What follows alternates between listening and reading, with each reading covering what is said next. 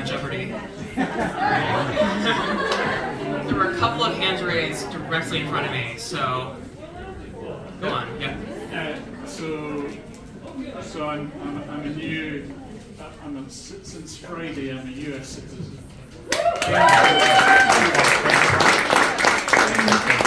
In New York State. So we're already a very democratic state. How can I maximize the use of my vote? Yeah. Move to Florida. I'm not very good to Florida. You're raising, and this is a really crucial point that I think a lot of us think about. I'm 17. I'll be able to vote in 2024, which is really exciting. Yeah. But there are many fellow young people who can't, and so I think it's crucial that you be our voice when we are sometimes voiceless, when we're struggling to, when we're not ready to find our voice yet. You need to speak for us. And I also think that we need to be conscious, especially here in upstate New York, that the people who we're electing to our positions of power, and that doesn't just mean the county legislature, the state legislature, it means the halls of Congress too, to make certain that the people who we're electing don't just passively put gun violence prevention policy on their platform somewhere, but rather actively fight to make our community safer. I think it's a really important thing that we all need to do as we move forward, especially in 2024.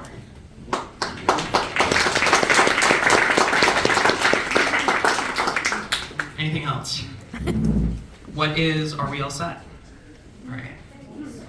Thank you all for being here. Kate.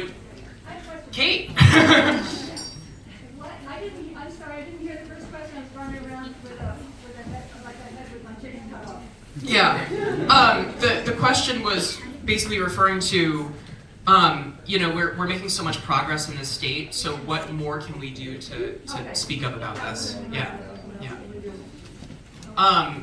Jeopardy over, possible. Oh, one more. Final Jeopardy. So how do we fight against the ennui that has set in, which is ho-hum, another shooting? We're becoming more and more acclimated to this happening, and it doesn't even always make the news. It's true. So how, I guess similar to his question, how do we fight against that sense of it's just part of our culture? And your voice is amazing, and I want to encourage you to continue. And I'm wondering if you are providing training for other people your age as to how to have the guts to stand up and do this. So give me hope that this is going to end at some point. Yeah. So the question was essentially, how do we manage the fact that we're so desensitized to this? And I actually think we're the generation that is most desensitized. We are like the generation of school shootings. So as I said earlier, I was the same age as the kids who were murdered in Sandy Hook. They should be graduating this year alongside me, and they're not. And it was interesting because that event that happened to my own high school in 2001, where a school shooting nearly happened, we were going through this as a team trying to make sure that people were aware of this.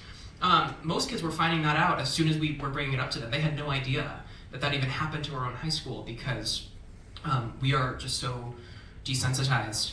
But I really do think that the more we speak up about this, the more we have people really recognize that this is an incredibly, this is an aberration in our world.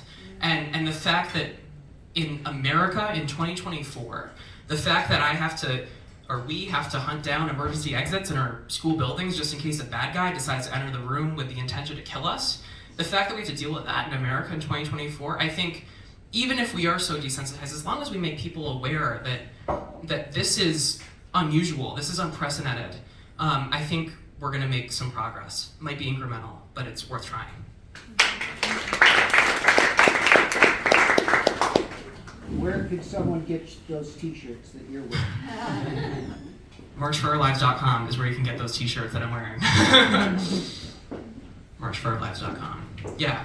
Is it better to go state by state or tiny law by law versus having a larger political movement? Like, is it okay to get these getting micro wins versus having a bigger The question was essentially, do we want to do like a from a bottom-up approach or from a larger organizational sense, right? Yeah.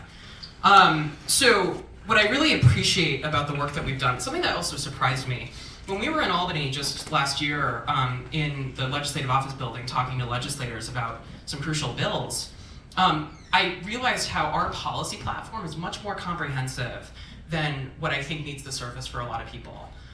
We were fighting for making sure that victims were adequately compensated. We were fighting to make sure that our community violence intervention programs, which work in especially vulnerable communities to bring down the risk of gun violence, that they're adequately funded. And so I think when people realize that, it's important that we have a larger movement to be able to adequately resource things. I think that's something the NRA has unfortunately been so successful at.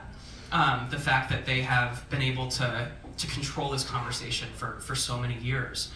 They have a lot of money. But what I think is crucial is that we have people.